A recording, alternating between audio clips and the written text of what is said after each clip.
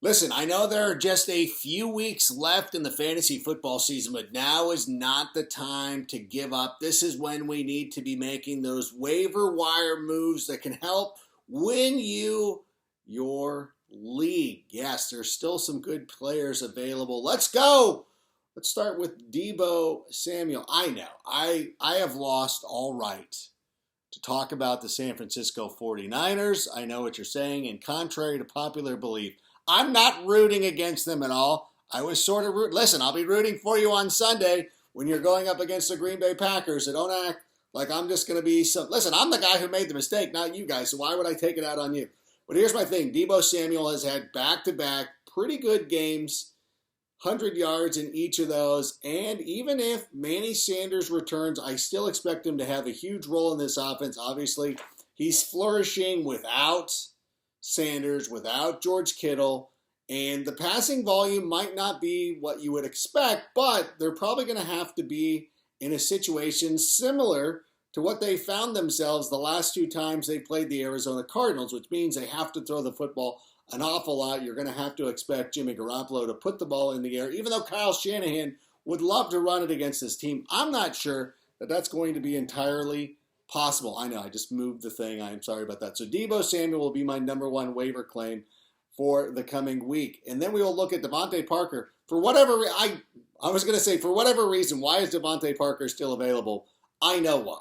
Nobody wants to believe this is the actual Devontae Parker breakout season. And it seems like every week I come out and I talk about him. I'm like, hey, what about Devontae Parker? Should we play him? Should we not?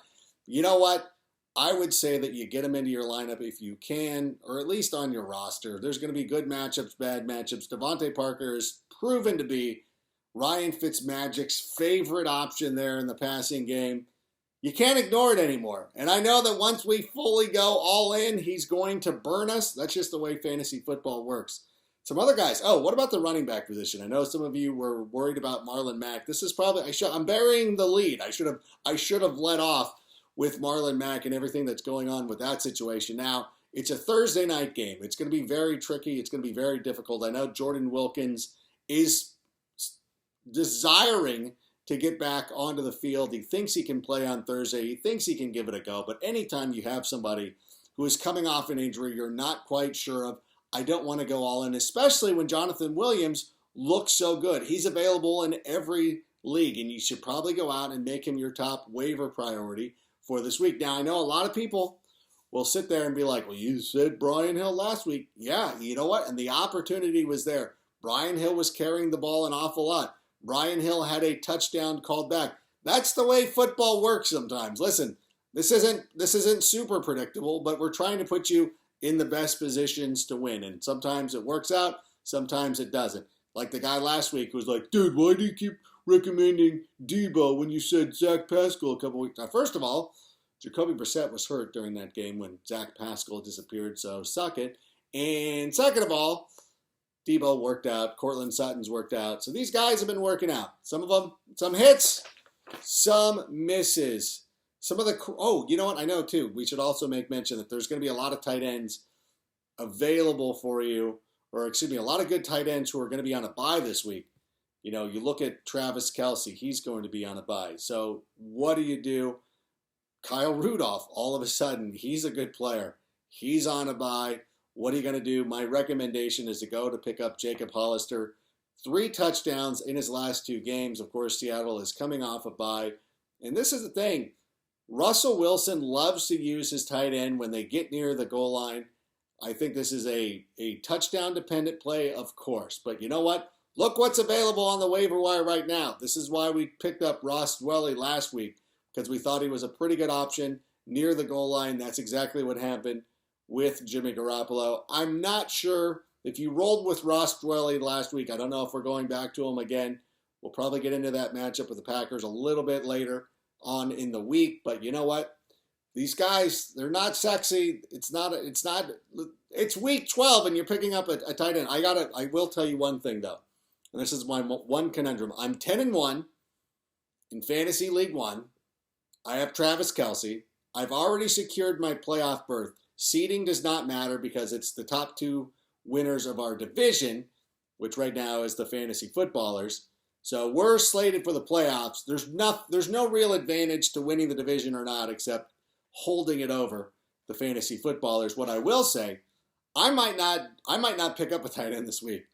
Why would I drop one of them? I've got great guys on my bench. I've got Calvin Ridley on the bench. I got Marquise Hollywood Brown on the bench. Why for a meaningless game? I know it'd be nice to beat Ricky Hollywood. She is the only person in that league who has beaten me.